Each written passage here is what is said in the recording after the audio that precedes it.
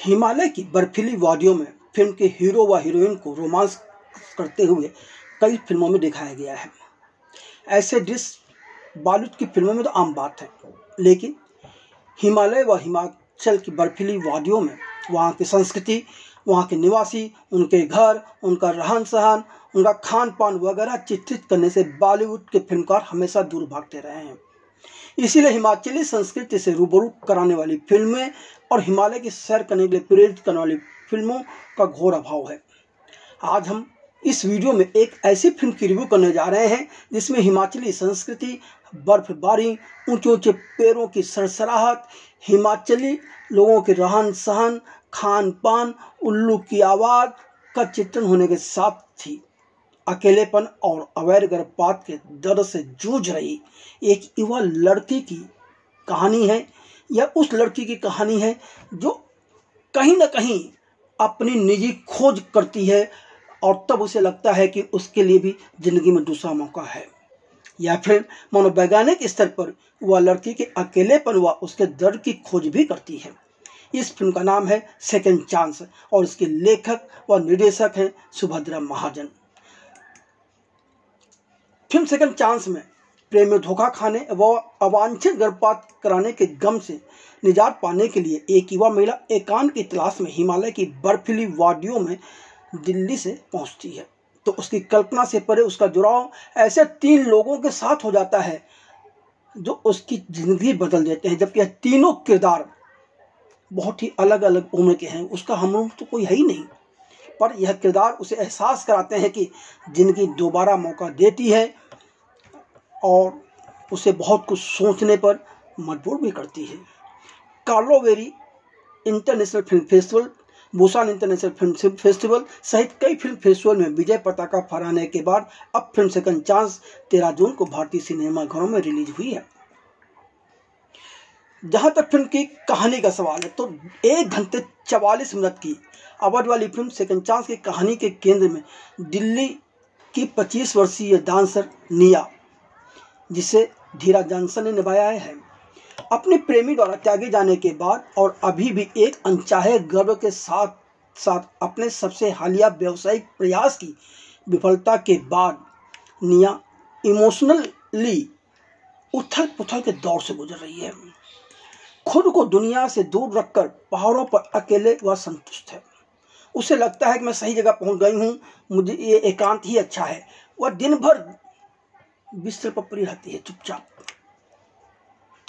जी हाँ, तभी तो वह बर्फीले बेपरवाह पहाड़ों से घिरी पूरी तरह से अकेली खड़ी नजर आती है। निया नहीं चाहती कि उसके माता पिता को उसका सच पता चले।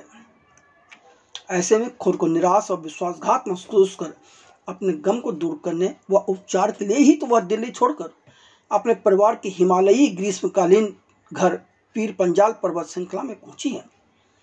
जबकि उसे पता है कि जल्द ही सर्दी शुरू होने वाली है और यहाँ उसकी देखभाल करने वाले मैंने जो मकान का केयर टेकर है राजू, जिसे राजेश कुमार ने निभाया, के अलावा तो कोई है ही नहीं। निया के परिवार के सभी लोग तो दिल्ली में हैं। यह एक अलग बात है कि निया के पहुंचने के बाद राजू की 70 साल की सास भेमी, जिसे ठाकरी देवी ने निभाया है, वह राजू को 7 साल का बेटा सनी, जिस किरदार में कनू ठाकुर है, भी वहाँ आ जाते हैं।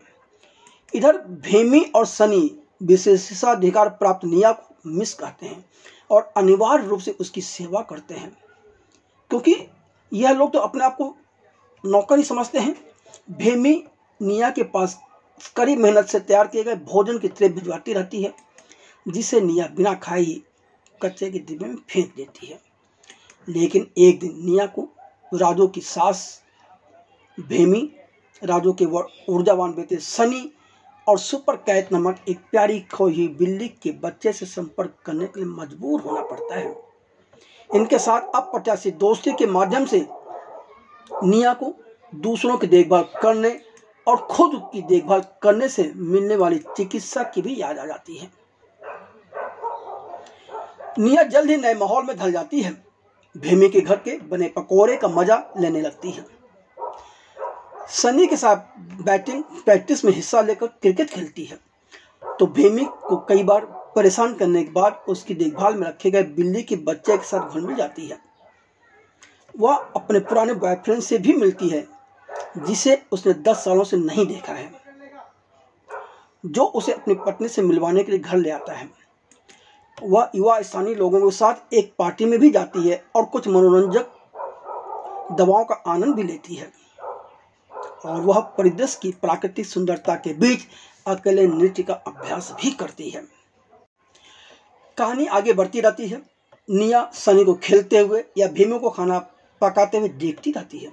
इसी बीच एक दिन निया मकान की खिड़की से एक जमी हुई घाटी से उठती हुई पहाड़ी चट्टानों के एक आश्चर्यजनक काले और सफेद दृश्य को देखते देखते गर्भपात की गोलियां खा लेती है। जरूरत से ज्यादा रक्तस्राव शुरू हो जाता है। अब डॉक्टर को बुलाने की जरूरत पड़ती है। तब भीमी निया से उस पर विश्वास रखने की बात कहकर डॉक्टर को बुलाती है। भीमी साफ साफ कहती है कि यह राज ही रहेगा। डॉक्टर को भी पता है कि उसे क्या रहस्य में रखना है और क्या नहीं रखना है। यहीं से निया के जीवन में एक बदलाव आता है। निया के जीवन में आए बदलाव के साथ ही भीमी, राजू और सनी की जिंदगी के साथ क्या क्या होता है यह जानना है तो इसके लिए तो आपको फिल्म देखनी ही पड़ेगी। अब कुछ बातें फिल्म सेकंड चांस के प्लस और माइनस पॉइंट्स की। फिल्म के लेखक और निर्देशक सुभद्रा महाजन की पहली फीचर फिल्म सेकंड चांस कुछ कमियों के बावजूद दर्शकों को सोचने व आत्म खोज के लिए प्रेरित करती है। फिल्म भले ही ब्लैक एंड व्हाइट में फिल्माई गई हो, पर आपको एहसास नहीं होगा कि यह फिल्म किस कलर में है, बल्कि आप ब्लैक एंड व्हाइट में इस फिल्म का आनंद ज़्यादा ले पाएंगे। इसमें कोई दो राय नहीं है। सुभद्रा महाजन की कथा कथन शैली को गहरी आत्मीयता और अलग अवलोकन के मिश्रण के रूप में भी देखा जा सकता है। फिल्म में हास्य और सांत्वना की आध्यात्मिक खोज का अद्भुत मिश्रण भी है। सुभद्रा महाजन को बेहतरीन निर्देशक के रूप में यह बातें स्थापित करती हैं, तभी तो उन्हें कई इंटरनेशनल फिल्म फेस्टिवल्स में अवार्ड मिले हैं। जी हाँ, मकान के पिछवाड़े में क्रिकेट के खेल में 7 साल के बच्चे को हराने के रोमांच को आकर्षक ढंग से चित्रित किया है। यह फिल्म कहीं से भी ज़्यादा समझदारी भरी कविता नजर आती है। मानवीय भावनाओं और संवेदनाओं को उकेरने में सुभद्रा महाजन बहुत ही बेहतरीन तरीके से संभाल रही हैं, और यह बात इस बात को साबित करती है कि कहीं ना कहीं उन्हें बाल मनोविज्ञान के साथ साथ इंसानी मनोविज्ञान की बहुत अच्छी समझ है। इसके लिए उन्होंने, लेकिन एक खासियत और है, किसी भी इमोशनल या दृश्य हो या कहीं भी भावनाएं या संवेदनाएं इंसान की दिखानी हो, सुभद्रा महाजन ने मेलोड्रामा का सहारा नहीं लिया है। फिल्म में एक सीन है जब 0 डिग्री से भी कम तापमान में निया भीमी को पानी के से बर्तन धोते हुए देखती है तो घबरा जाती है, पर गर्म पानी को देखकर उसे राहत मिलती है। यह कहीं ना कहीं इंसानी दर्द को समझने की बात है। निया दर्द को शारीरिक, भावनात्मक व मनोवैज्ञानिक धरातल पर उभार कर पेश करने का सुभद्रा महाजन ने कुशल प्रयास किया है। फिल्म सेकंड चांस इस बात का एहसास कराती है कि सुभद्रा महाजन को हर बहुत ही गहरी समझ है इंसानों को परखने की। कई बार ऐसा भी लगता है कि यह शायद कहानी उनके बहुत निजी जीवन के करीब हो। फिल्म में परेशान निया का बचपन के दोस्त व अपने पूर्व प्रेमी रुद्र व उसकी नवविवाहिता पत्नी से मिलने जाना, या गर्भपात करवाने के बाद धोखेबाज प्रेमी कबीर का मिलने आना जैसे कुछ दृश्य कहानी में बाधक बनते हैं, या यूँ कहें कि अच्छे नहीं लगते, इनकी ज़रूरत नहीं थी। इसके अलावा फिल्म की गति भी थोड़ी धीमी है। ये इस फिल्म की सबसे बड़ी कमजोर कड़ी मानी जा सकती है। यदि फिल्म की गति थोड़ी और तेज होती तो बहुत बेहतर फिल्म बन सकती थी। बतौर लेखक व निर्देशक सुभद्रा महाजन की इस बात के लिए तो तारीफ की जा सकती है कि उनके फिल्म में गम व तनाव के बीच कुछ आनंददायक व छेड़खानी के दृश्य भी हैं। मसलन भीमी व चरवाहा के बीच चाय पकौड़े आर्य को लेकर जो नोकझोंक है वह कमाल की है। दर्शक का मूड बदल जाता है। फिल्मकार ने निया के उपचार में जलवायु परिवर्तन का भी बाखूबी प्रयोग किया है। सुभद्रा महाजन की इस बात के लिए भी तारीफ की जानी चाहिए कि उन्होंने एक नारी प्रधान फिल्म में हिमाचली संस्कृति, हिमाचली रहन सहन, खान पान और प्रकृति तथा देवताओं के संबंधों का चित्रण करने के साथ ही बिना किसी भाषणबाजी के क्लाइमेट चेंज पर चिंता भी जाहिर की है।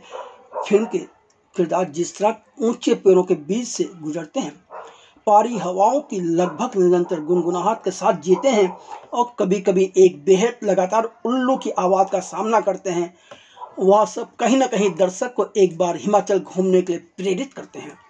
सुभद्रा ने अपनी फिल्म की नायिका निया के दर्द व उसके उपचार की कहानी इस तरह बयां की है कि जो इस बात को दर्शाती है कि कैसे जीवन हमेशा हमें एक और अवसर प्रदान करता है। सुभद्रा महाजन खुद हिमाचल से हैं और वह खुद को आधी पहाड़ी और आधी मॉडर्न मानती हैं, इसलिए उन्होंने इस फिल्म को नागर व लाहौल में -20 डिग्री में भी फिल्माने के साथ ही हिमाचली पहनावे पर खास ध्यान दिया है। यहाँ तक कि एक किरदार यानी कि राजू खास हिमाचली टोपी पहने हुए नजर आता है, तो वहीं भीमी को खास हिमाचली डिश बनाते हुए भी चित्रित किया गया है। यह छोटी छोटी चीज़ें इस फिल्म को ज़्यादा दर्शनीय बना देती हैं। कैमरामैन स्वप्निल सोनावने की मोनोक्रोम फोटोग्राफी लुभावनी है। स्वप्निल सोनावने की चमकदार ब्लैक एंड व्हाइट पैलेट निया की उदासी की कठोरता को भी सामने लाती है। स्वप्निल सोनावने की फोटोग्राफी को पूरे हिमाचल को जिस तरह से अपने कैमरे में कैद किया है, वह हर किसी को नयन सुख देने के साथ ही ऐसी जगह जाने के लिए वो साथी भी है। वास्तव में कैमरामैन स्वप्निल सोनावने इस बात के लिए बधाई के पात्र हैं कि उन्होंने बहुत ही अच्छे तरीके से श्याम के साथ हिमाचल को, हिमाचल के पर्वत को, हिमाचल के पहाड़ों को, हिमाचल के वृक्षों को इतना खूबसूरत दिखाया है कि अब तक लोग कलर में भी नहीं दिखा पाए। जहाँ तक अभिनय का सवाल है तो निया के जटिल किरदार के साथ न्याय करने के साथ ही उसकी पीड़ा को सही ढंग से पर्दे पर उतारने में धीरा जॉनसन को काफ़ी संघर्ष करना पड़ता है, मगर उन्हें एक सफल अदाकारा बनने के लिए अभी काफ़ी मेहनत करने की जरूरत है। भीमी के किरदार में ठाकरी देवी और सनी के किरदार में कनौज ठाकुर चिंतित स्थानीय लोगों के रूप में सम्मोहक हैं और यह दोनों किरदार कहीं ना कहीं आपके किसी भी इंसान के मन के किसी न किसी कोने में अपनी जगह बना ही लेते हैं। अन्य कलाकार भी अपनी अपनी जगह ठीक हैं।